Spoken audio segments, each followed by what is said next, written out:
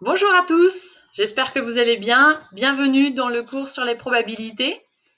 Alors aujourd'hui, nous allons voir deux parties. Première partie, on va voir tout ce qui est notion de hasard et deuxième partie, nous verrons les probabilités.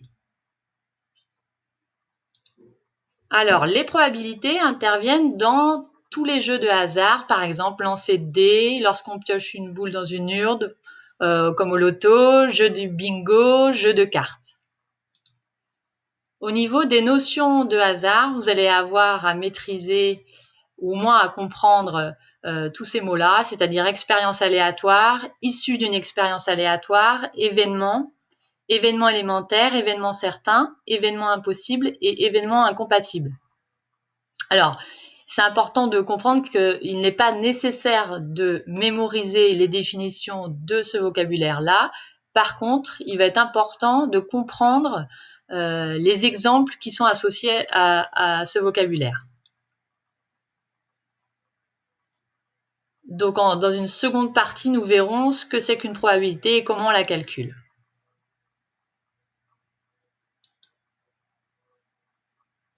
Donc, commençons avec les notions de hasard. Alors, premier vocabulaire à connaître, c'est expérience aléatoire. Alors, qu'est-ce qu'une expérience aléatoire?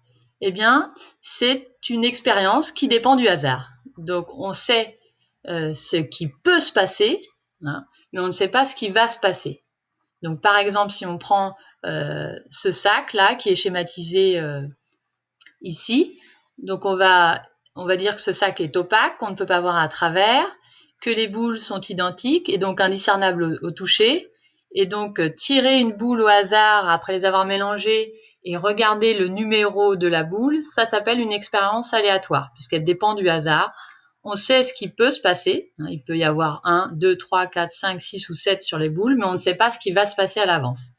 Deuxième expérience que l'on peut faire, on mélange les boules également, on tire une boule au hasard et on regarde la couleur. Donc ces deux expériences sont des expériences aléatoires qui dépendent du hasard.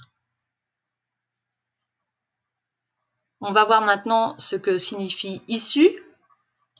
Alors l'issue d'une expérience aléatoire, c'est tout simplement un résultat possible de l'expérience.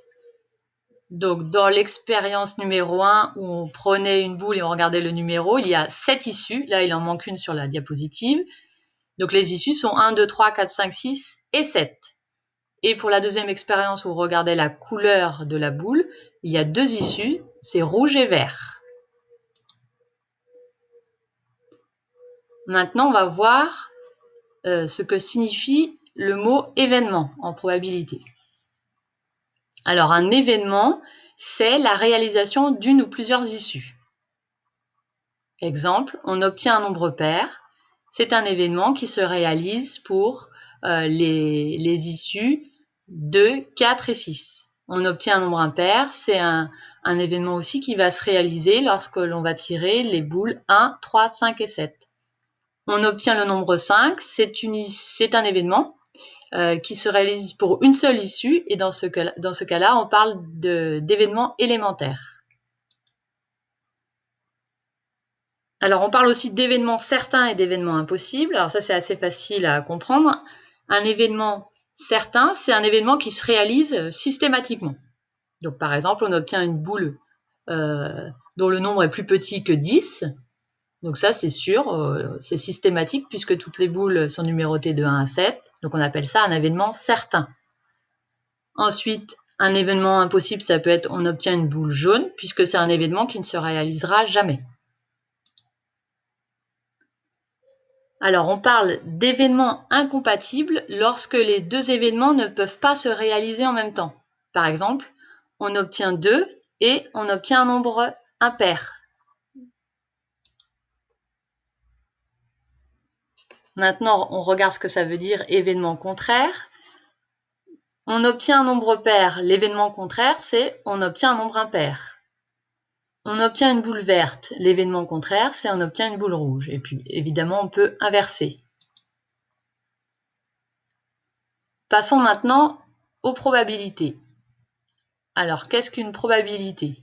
Définition, la probabilité d'un événement est égale au quotient du nombre d'issues correspondant à l'événement sur le nombre total d'issues.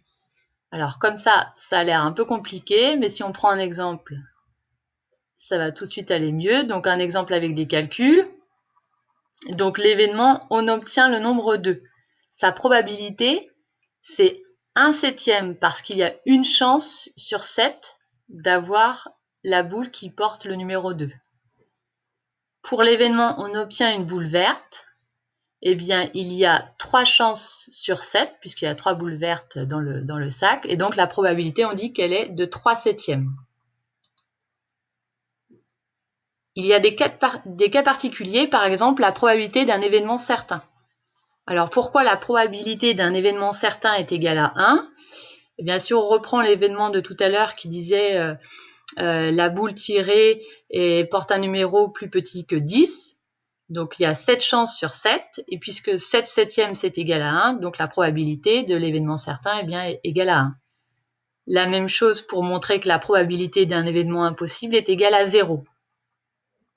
Et la somme des probabilités de deux événements contraires, elle est égale à 1. Ça, on le verra sur des exemples, en particulier dans les exercices du devoir maison numéro 9 que vous allez devoir faire après avoir vu cette vidéo. Voilà, si vous avez des questions, n'hésitez pas à me les transmettre via la messagerie de Pronote ou via Discord. Donc, je vous souhaite une bonne journée et puis un bon travail. Au revoir.